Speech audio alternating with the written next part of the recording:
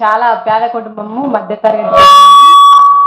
అయితే కడుపులో మంటలేస్తుందని ఒక దీదీ హాస్పిటల్కి వెళ్ళాను, రామ్నగర్ పక్కల మీషోక్ దగ్గర దీదీ హాస్పిటల్. అక్కడికి వెళ్తే పని చేసి సాయంత్రం పూట వెళ్తాను. ఒక సూది వేసారు, టెస్టులు పెట్టారు, 2-3 వేలు దోసుకున్నారు. దోసుకొని తగ్గలేదని మళ్ళీ పనికి వచ్చి మళ్ళీ సాయంత్రం మళ్ళీ వెళ్ళాను. వెళ్తే అక్కడి నుంచి నీకు ఎప్పుడైనా స్కాన్ అయిందేమమ్మా, ఏమైనా లివర్ గిట్లా ఖరాబ్ అయిండొచ్చు అంటే ఎప్పుడు కాలేదు సార్ నాకు అని చెప్పాను. అయితే స్కాన్ రాశారు. ఇది ఎక్కడ తీయించుకున్నాలి అంటే శివం రోడ్ దగ్గరికి వెళ్ళాను. అక్కడ పోయి స్కాన్ తీసుకొస్తే అక్కడ 1000 రూపాయలు ఖర్చు అయినాయి. అక్కడి నుంచి స్కాన్ తెచ్చి చూపించాను.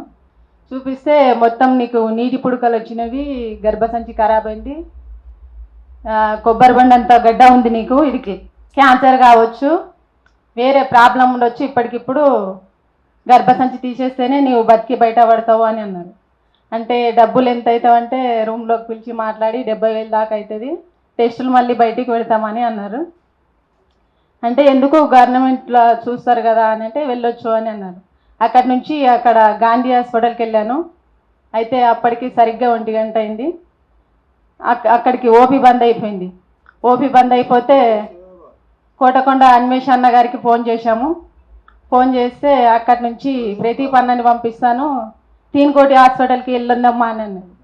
అక్కడికి వెళ్ళాము. అక్కడికి వెళ్తే వీళ్ళు చూసిన రిపోర్ట్లన్నీ చూసి ఎంజీ హాస్పిటల్కి వెళ్ళొచ్చు, క్యాన్సర్ గడ్డలే ఉండొచ్చు అని అన్నారు. వీళ్ళు పెట్టిన రిపోర్ట్ల వల్ల చెప్పారు వాళ్ళు.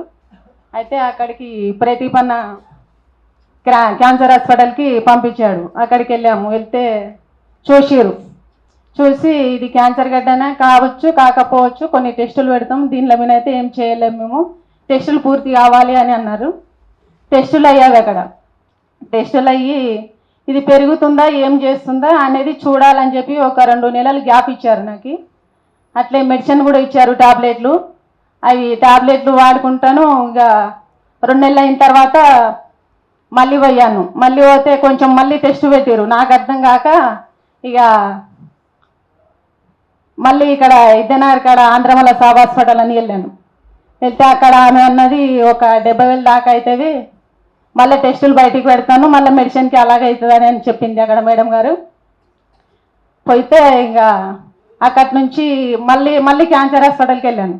క్యాన్సర్ హాస్పిటల్కి వెళ్తే మళ్ళీ టెస్టులు పెట్టారు. టెస్టులు పెట్టి ఇంకా వాళ్ళు క్యాన్సర్ లేదు, నీకు ఏం గడ్డ పెరగట్లేదు, గడ్డ పెరిగితే క్యాన్సర్ ఉన్నట్టు, అయితే గడ్డ పెరగట్లేదు, నీకు అట్లనే ఉంది, ఉన్నది ఉన్నట్టే ఉంది, క్యాన్సర్ లేదు అని సంతోషించు, కానీ నన్ను వేరే హాస్పిటల్కి పంపించారని మాత్రం బాధపడకు, క్యాన్సర్ వాళ్ళకి మాత్రమే ఇక్కడ ట్రీట్మెంట్ వస్తుంది, నీకు రాదమ్మా, ఇక్కడ గడ్డ మాత్రం ఉంది, అది కొంచెం అండల మీద ఉంది, నీలపూర్కి వెళ్తే తీసేస్తారు, వెళ్ళమ్మని రాసిచ్చారు.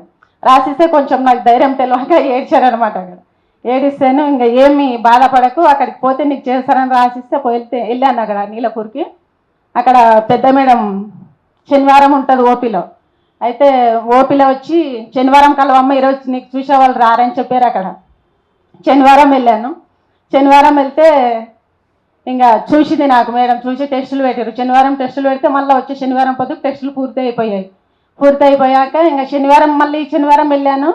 అడ్మిట్ రాశారు. ఆ రోజు 5 రోజులలో శనివారం అడ్మిట్ అయితే బుధవారం సర్జరీ అయిపోయింది. అన్న వాళ్ళు కూడా కొంచెం నన్ను మంచిగా పట్టించుకున్నారు, అన్వేష్ అన్న గారు, ప్రదీప్ అన్న గారు. వాళ్ళు ఏదొకటి ఏమి అడగలే నన్ను. నీలపూర్ హాస్పిటల్లో ఒక బెడ్ డొనేషన్ మాత్రమే అడిగారు, అది కూడా ప్రదీప్ అన్న ఇస్తా అని అన్నాడు. కాకపోతే మాకు ఉన్నారు కానీ అక్కడ ఊర్లలో ఉంటారు పిల్లలు, మేము ఒకటే ఇక్కడ ఉంటాము. అన్న కొడుకు వాళ్ళ ఫ్రెండ్ని పంపిస్తే బెడ్ డొనేషన్ ఒకటే ఇచ్చాము. అయితే గుండె టెస్ట్ కూడా ఉస్మానియాకి నీలపూర్ నుంచి ఆంబులెన్స్లోనే వెళ్ళాను, ఏం రూపాయి కూడా ఖర్చు కాలేదు, నాకు అంత మంచిగా అయింది. గర్భసంచి తీయలేదు, గర్భసంచి తీస్తే నువ్వు కష్టం తీసుకొని తినలేవు, చిన్న ఏజ్ ఉంది, నీకు ఆధార్ కార్డు అట్లా చూస్తే ఒక 40 ఏళ్ళు కూడా లేవు, ఎవరు నీకు పిచ్చా, నీకు ఎవరు చెప్పిన వాళ్ళు అని చెప్పి వాళ్ళు టెస్టులు చేసి మంచిగా చేసిరన్న.